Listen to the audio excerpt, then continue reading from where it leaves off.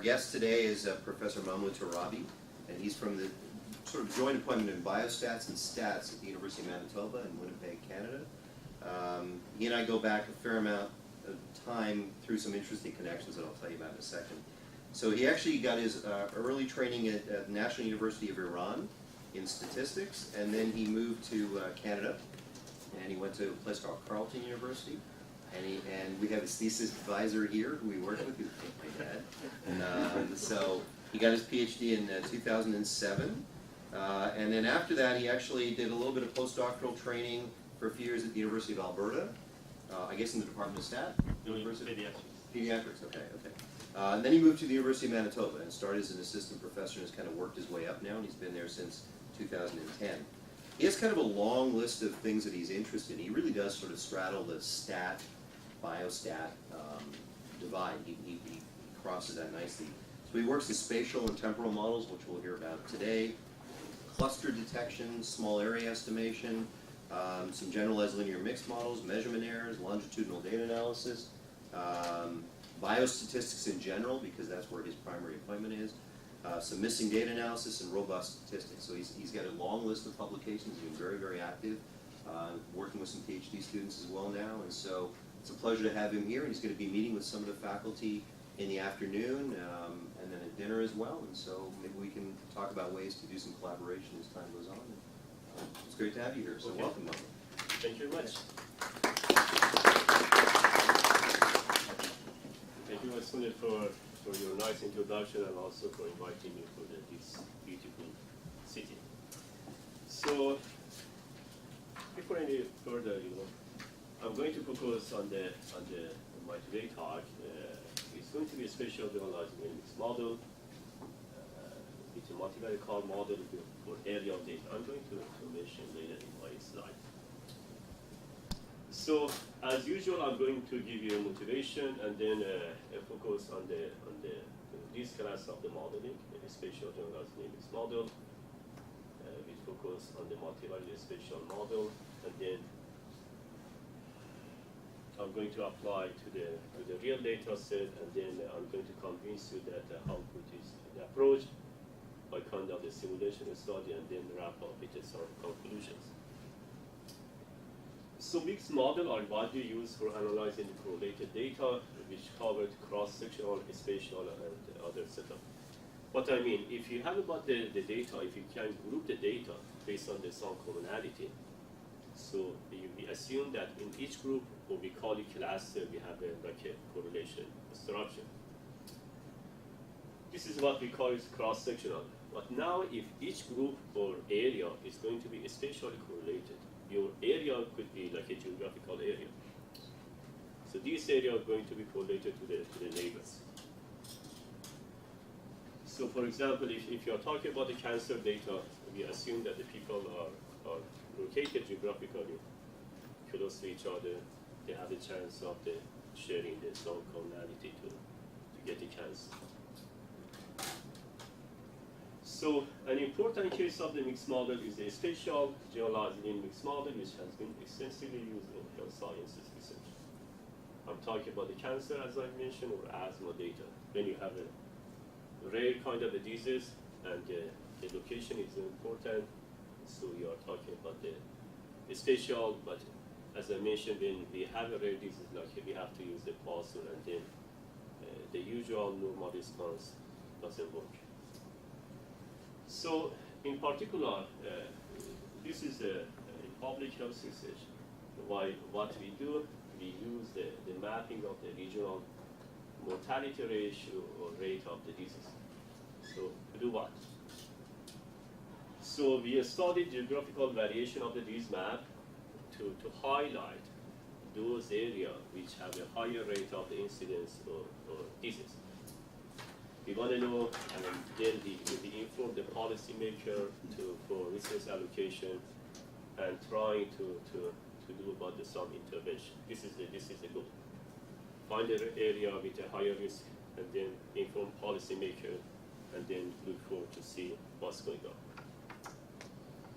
So one naive approach to get to this stuff is using the direct estimate of the ratio. that we call it a standard mortality ratio can be very unreliable for a small area. I'm referring to the textbook by Professor Rao in a small area estimation. So what I mean, if you're trying to find the rate of the incidence in certain area, what you do? You count the number of the incidents and divide by population at risk, right? So sometimes this rate is increasing not because of the high number of the incidents. This is because of the low population at risk. So if we use this naive approach, you will get a higher variation, which has been shown in the literature.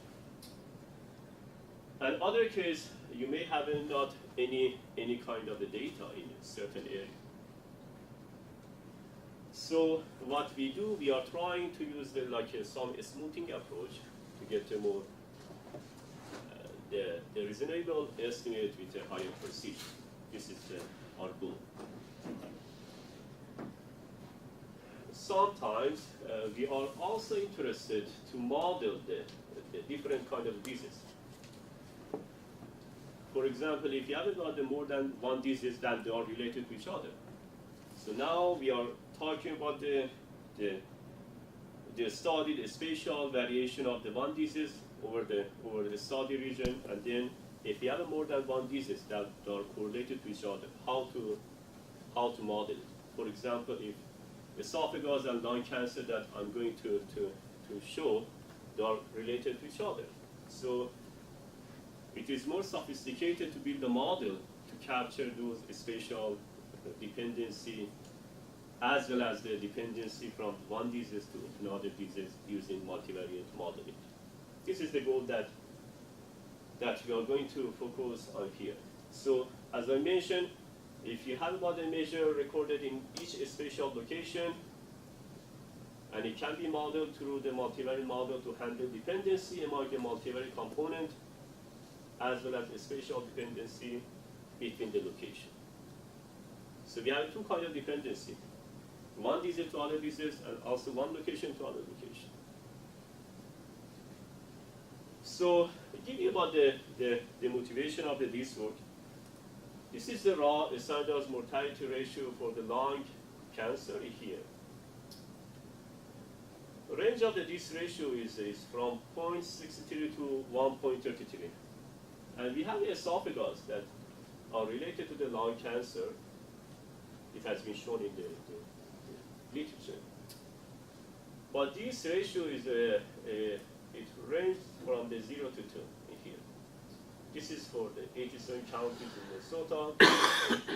We have 7 years of the data. So if you do about some modeling, this is about what we have done it, and we will revisit it at the end of the today talk.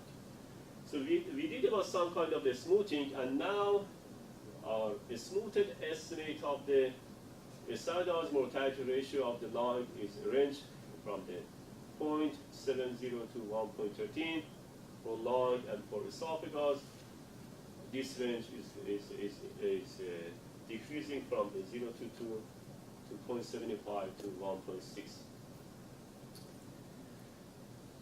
And as you can see, that we have about about the correlation structure. One thing that I'm going to show is you can see from here we have about the yellow. It means about that we have about the low risk, and we have about the dark in here. And same thing for the lung cancer. But now after smoothing, we get a more sophisticated the estimate that I'm going to show from the statistical perspective. And also, as you can see, there are some dependency. If we have about for example, high risk of the disease in here, we have about the high risk of disease in here, as it means about that they are dependent to each other. This is the goal that I was looking for. So we will revisit about this map again at the end of today's talk. What are my objectives? I'm going to study multivariate conditional turbulence model in the class of the spatial generalized linear mixed model. It means we are going to cover normal and non-normal responses, and they are spatially correlated using this model. And I'm focusing on the frequency space because in statistical modeling, when you write a model and then you have a statistical modeling, next step would be how to do the model parameter estimate, how to make inference. The focus of my talk is frequencies using the MLE, but you can use the other approaches like Bayesian or the other kind of the frequencies approach as well. So this is my model that I'm going to focus.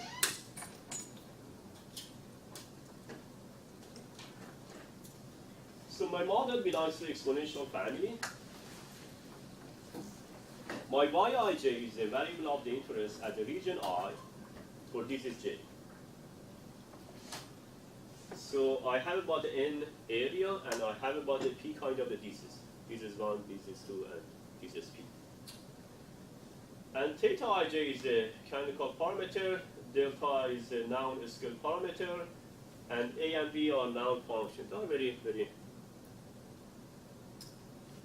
usual, notation in the exponential family. So my link function, which is h, is h of the theta ij, is a linear function of my beta, like a design matrix, like a covariate that you have it. And this is the spatial random effect that I'm going to focus. My phi ij is a spatial random variable. I'm going to specify my phi ij in a minute. So my phi ij, I'm going to focus on the proper multivariate conditional frequency model. So as I mentioned, my focus would be like in aerial data when you have the data in the certain county, and you aggregate the data in the up to the county, and you are going to make a dependency or make a modeling from the one county to other county. One approach to look for the spatial dependency for aerial data is a car model. But now we are focusing on the more than one disease. We are using the extension of the univariate conditional frequency that we call it multivariate. In particular, this is my phi. Has a discount distribution, which is zero mean, and this is a variance covariance matrix of the sigma, and this is my sigma. So my sigma is like a non-singular matrix because I need to be invertible. And this is some kind of the function of the D and the this function. My D is the diagonal matrix of the MI. And MI is the number of the neighbors of the region I. It means each region or each county has some neighbor. I'm talking about the common neighbor. One region has a common neighbor with others.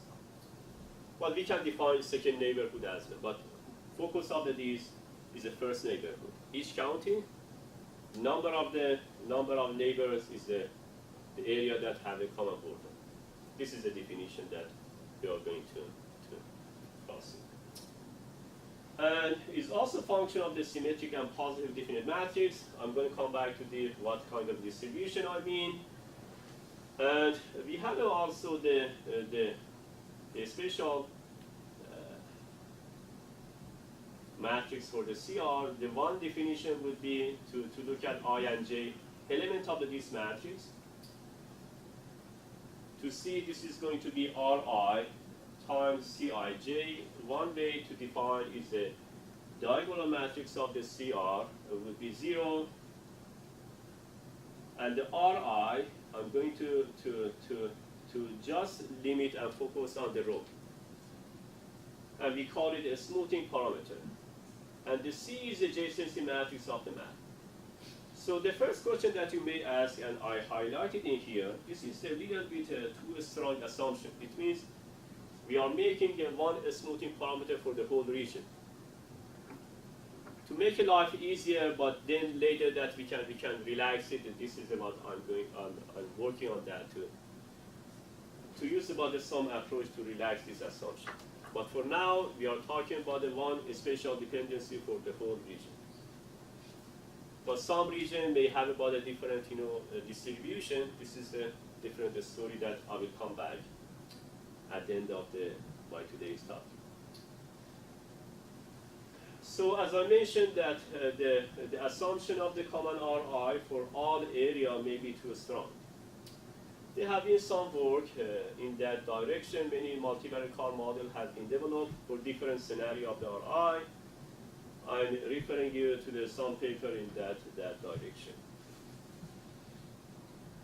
So the one that was my interest in the biometrics paper, one way is to directly specify the joint distribution for the multivariate spatial process is to specify the marginal and the conditional for. This is very easy. We know from the intro that if you need a joint distribution, you can take a marginal times the conditional given the marginal to get the joint distribution. So, for example, in the case of the bivariate aerial data,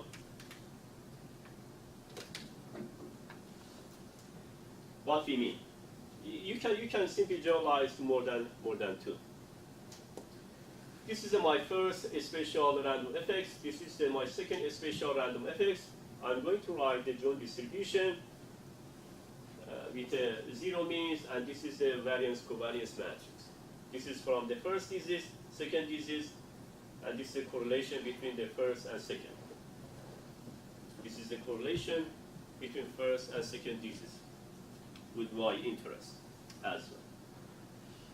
So this is the marginal, as I mentioned. The first spatial random effects has a zero mean, and this kind of the variance covariance matrix. This is what we call it a univariate car model. If you have one thesis, this is going to be a spatial random effects, which is going to be function of the gamma I and the sigma squared 1. While gamma 1 is a smoothing parameter of the first spatial random effects, and the sigma squared 1 is a spatial dispersion. It means I'm going to find one area to other area based on the spatial dispersion, and also the spatial dependency using the gamma 1 for the first thesis. And this is my conditional one given the marginal one as this distribution. Again, the same structure as we had for the first thesis. Now we have a gamma 2 and the sigma squared 2 corresponding to the second thesis. So a spatial dependency, the dependency from one thesis to other thesis come to the effect to this component. So it means the A can have a right, it can be right like this, and in more particular cases that we can have Z0I, this is the identity matrix, plus the Z1C as the adjacency matrix. So we call it the Z0 and Z1 as a bridging parameter associated for the second thesis with the first thesis in the same location. We call it the Z0, and Z1 is going to capture the dependency from the second thesis to the first thesis, but in different location. As I mentioned, we have two kinds of dependency. One location, one thesis to other thesis, and from one location to other location. It's going to be captured by Z0 and Z1. So this is a model that we are going to focus. It means, again, just I'm going to remind you, we are talking about the spatial generalized mixed model with this kind of dependency for my spatial variance component. So next we need to do some making some inference. To do what? estimate the model parameter. I have a bunch of the model parameter here that I need to estimate. Like a gamma 1, gamma 2, sequence square 1, sequence square 2, and Z0 and Z1. And addition, if you remember, I have a beta from my regression part. I need to estimate this part as well. It means I have a model parameter from the fixed effect, beta, and also variance component, 6 parameter belongs to the variance component in here. So let's just bother rewrite the R likelihood. So my y, I can write it from y1 to yn. It means that my data from the area 1 to my data in the area n, and each area I have about the multiple pieces. In each area I have about the yr1 up to yip. Again, p is the number of the pieces. I can write the conditional distribution of the y given the phi. Phi, again, the spatial random effects. Have a phi f distribution, which belongs to the exponential family. And my phi has a G distribution. In our case, it was multivariate normal distribution in here. So I have fixed effects parameter. I call it alpha 1, and the random effects parameter, I call it alpha 2. In general, I have about the alpha that I need to estimate. So this is my likelihood. Is going to be a conditional distribution of y given the random effects times the g for the random effects. And I have to take a derivation with respect to the phi. What is the dimension of my phi? It's going to be m times p. N times p, right? N number of the area, and p is the number of the diseases. If we have about the large number of the diseases, and we have about the large number of the study, is going to be very large. So it means that we are talking about the large dimension of the phi. So it seems that this integral is very high dimensional. If I'm going to focus on the frequency space, like a maximum likelihood. So what we do, we find the likelihood, we take a derivation with respect to model parameter and equal to the 0 and find the model parameter. So it seems that it's not feasible and at least is not tractable.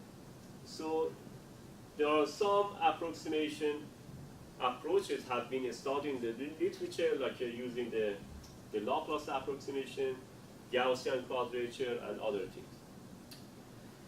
One approach that I'm going to focus is using the data cloning. It has been used, it has been introduced recently in the JASA 2010. I thought it is easy to use it. This is the way that I'm going to use the data cloning to get the maximum likelihood. So I'm going to briefly mention how it works, very briefly. So we have about the y, the original data. We repeat independently k times. We make a copy of the y k times. And now I call it the yk.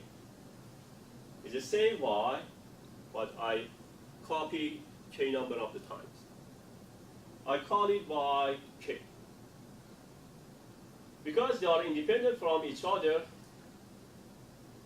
the new likelihood function for my new y is going to be original likelihood power k, because we assume they are independent from each other.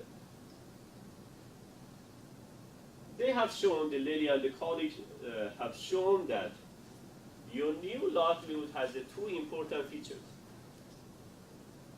The location of the maximum of this function is exactly equal to the location of the maximum of the original likelihood. This is the first result that they got in the paper. And the Fisher information matrix based on the new likelihood is a k times Fisher information matrix of the original likelihood. This is what they drew. So just give you the idea, this is the two important features. And what they did, they said, okay, we are going to apply the like a customary the Bayesian approach using the MCMC, Markov chain Merkabel. What they did, they try to generate the random variate from this distribution. This is your posterior distribution. Alpha given your new y, which is going to be joint distribution of your prior, and this is your likelihood, and this is your normalizing constant. You can use the software, it's easy to get it in these days. And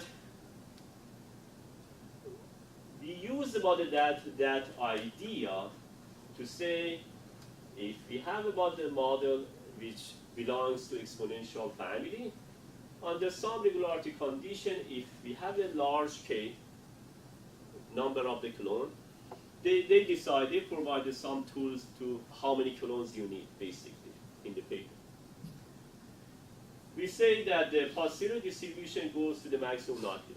The normal distribution with the alpha hat is the maximum likelihood, and this is the inverse of the Fisher information matrix over K. It means by cloning the data and generating the posterior distribution, you can find the model parameter estimate using the maximum likelihood and also the corresponding variance covariance matrix for your model parameter. Actually, the idea is back to the 1969 in the Walker in JRSSB. He showed that if you have a large sample, the posterior distribution goes to the maximum likelihood. But they prove it for the independent variable, independent observation. The lady and colleague that they mentioned for the correlated data, they use the similar approach, but they prove it for the correlated data. So by now, we were able to get a model parameter estimate and also corresponding variance covariance. Again, we use this approach. Other people could use the other approaches to get to this approximation, to get the maximum likelihood using the different approaches as well. One more step that we need to finalize our work in the spatial, we need to do prediction.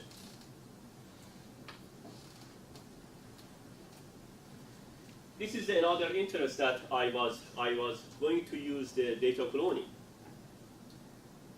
because they provide the prediction for you. Because when you make an inference, when you estimate the model parameter, in spatial we need to do some prediction. For example, in our motivation, we mentioned that how we can get a standardized mortality ratio. This is going to be, we need to do what prediction, because this is going to be random variable involved. But our focus again is using the frequencies. As I mentioned, if you go the Bayesian approach, you can do everything that you want. You can estimate the model parameter and you can do prediction at the same time. But I'm not going to go to that direction to see about what would be difficulty from the Bayesian perspective. Introducing the prior, sensitivity of prior, and other related stuff. Anyway, prediction that if you want to follow that cloning stuff using the frequency space, we can write another about the posterior distribution for my phi based on this expression. My f again belongs to exponential family, g belongs to the multivariate normal distribution, and my phi is the multivariate normal density, which is a function of the alpha hat, which comes from my data cloning stuff in here, and also it depends on the inverse of the Fisher information matrix. So I use about those results to get the prediction. Now I can generate the random variate from this distribution, and I can take about the average to provide the prediction mean, and I can take about the quantile and the prediction interval as well.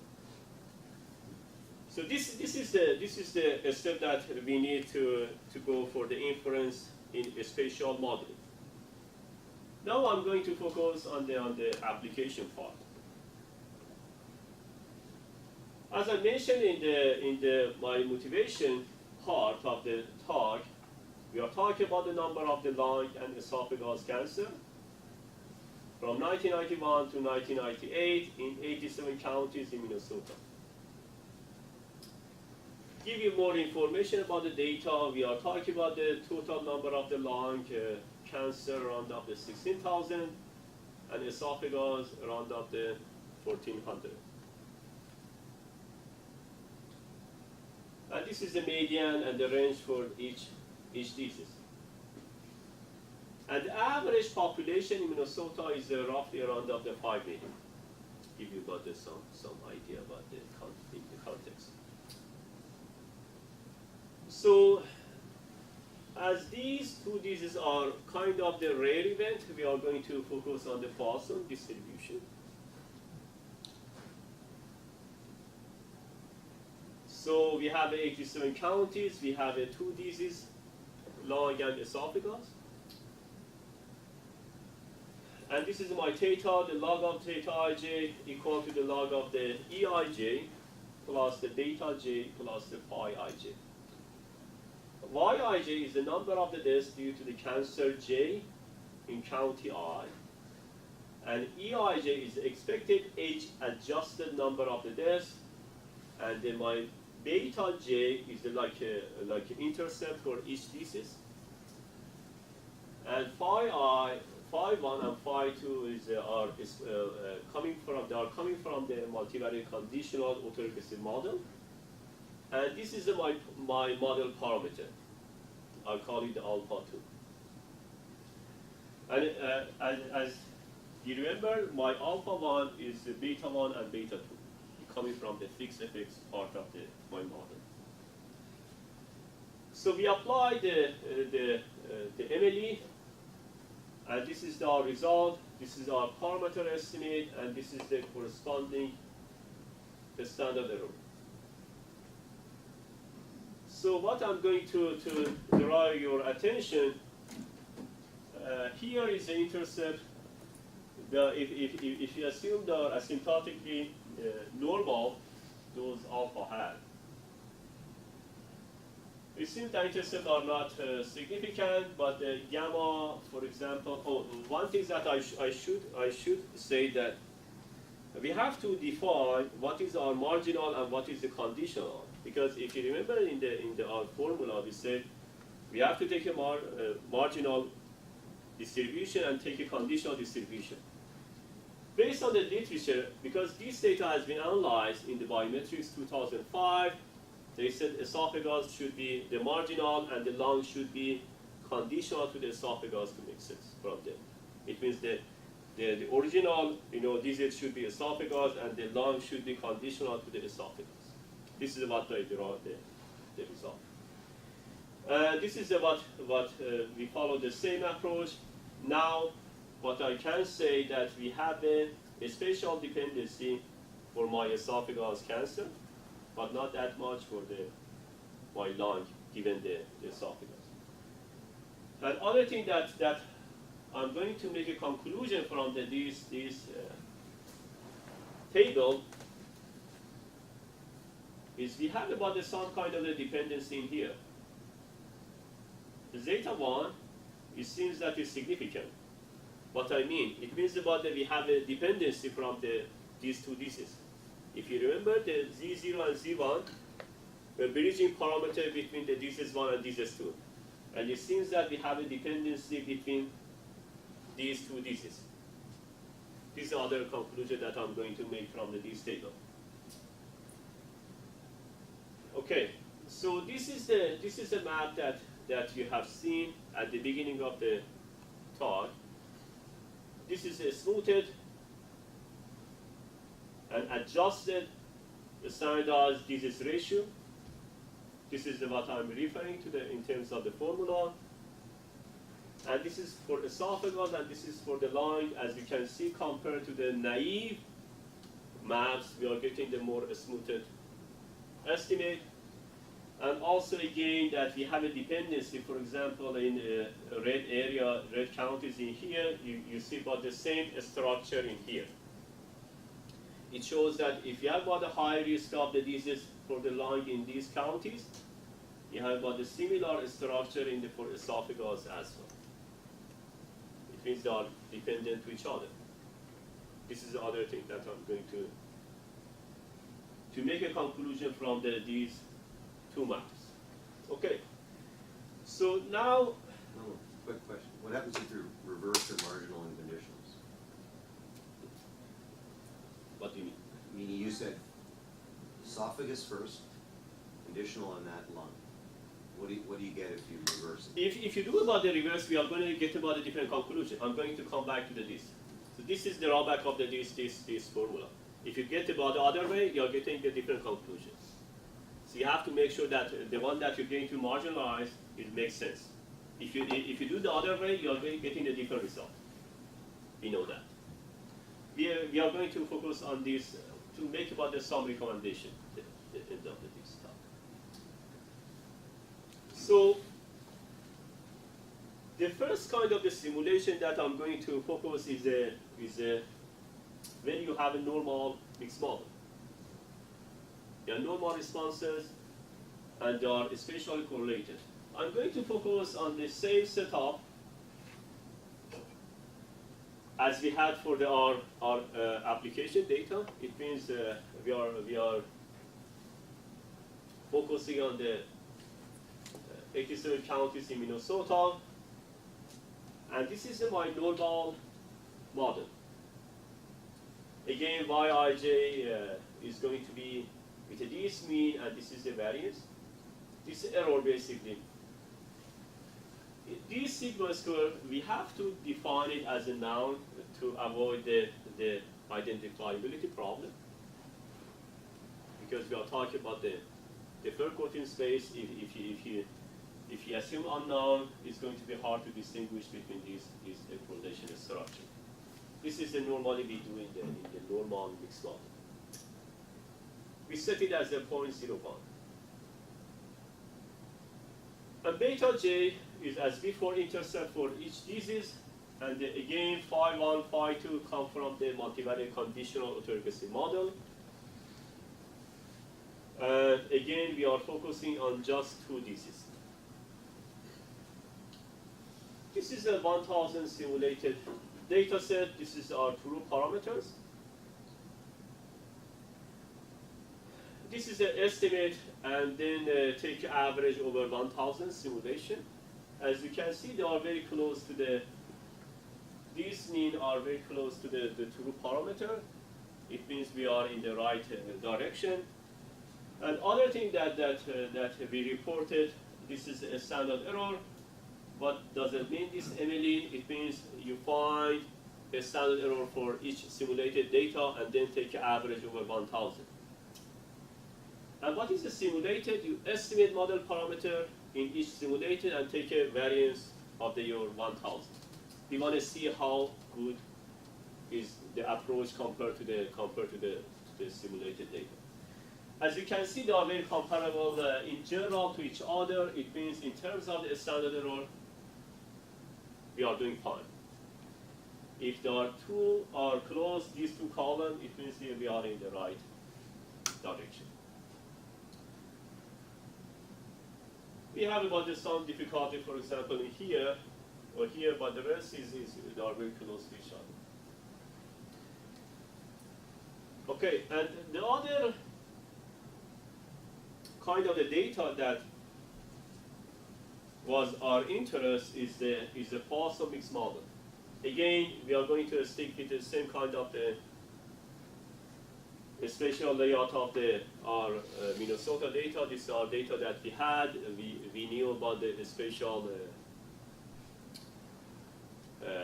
adjacency matrix and the spatial structure of data. This is the reason that we use the same kind of the data. So this is my model in the Poisson distribution. we have 87 counties, we have 2 diseases, and the log of the theta ij is equal to log of the I plus the beta j plus phi ij. My NI is the population at risk in each county in Minnesota. We have the data, and we knew about we can plug in here for our data for this kind of the simulation. Again, we are facing with alpha 1 and alpha 2 as a model parameter that we need to estimate. So now we are reporting 2 kinds of the scenario for scenario A and B. This is the referee asked us to report for this kind of the modeling. So scenario A is the low and scenario B is the high incidence rate. And we did a 1,000 simulated data set. This is scenario A with a low incidence rate, and this is for high incidence rate. We just play with the intercept to get to that low and the high incidence rate. Again, this is the mean of our simulated data. As you can see, they are very close to the somehow they are close to the true one for both scenario A and B. And we also provide the root of the MSE for our model parameter estimate, and as you can see, we have relatively small values in our MSE for our model parameter estimate.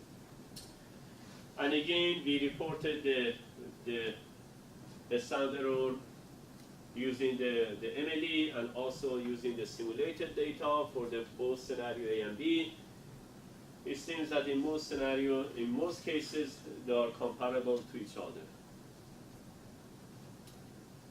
So one more thing that we also reported for the Poisson, it was the coverage probability of the disease ratio.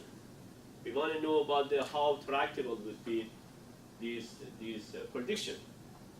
Because what they did, we reported in here, it was just for the model parameter. And in here, we want to know about how good is our prediction of the disease ratio that we provided. This is the reason we provided coverage probability of the disease ratio. We took an average over the region for each incidence for both scenario A and B. Again, scenario A is the low incidence rate, B is the high incidence rate. And this is for disease 1, and this is for disease 2. This is the nominal coverage for the different 90, 0.95, 0.98, and 0.99. And again, as you can see, they are very close to the what we get as the coverage probability are close to the nominal coverage. This is the other things that it could be asked, how good is the prediction? So I'm going to wrap up my talk with some conclusions. We studied the simultaneous modeling of the multiple diseases using the spatial generalized linear mixed model using the multivariate car model. And again, my data is based on the county level. I was not, because we had 3 kinds of the data in the spatial. This is the one data that you are talking about the county level. Sometimes you are talking about the point reference, like a location, and you have a long and lag. This is not the focus. And sometimes you are talking about the point process, when you have about randomly put the value in your study area. My focus was just based on the aerial data, which is very common in the like a cancer, or when we are talking about the small area estimation.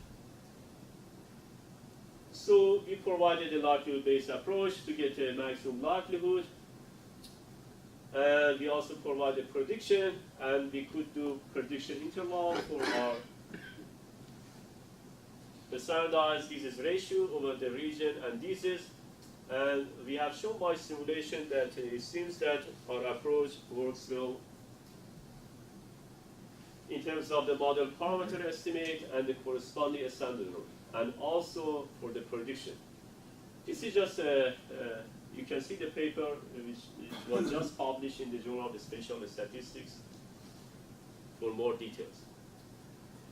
So, what we can do where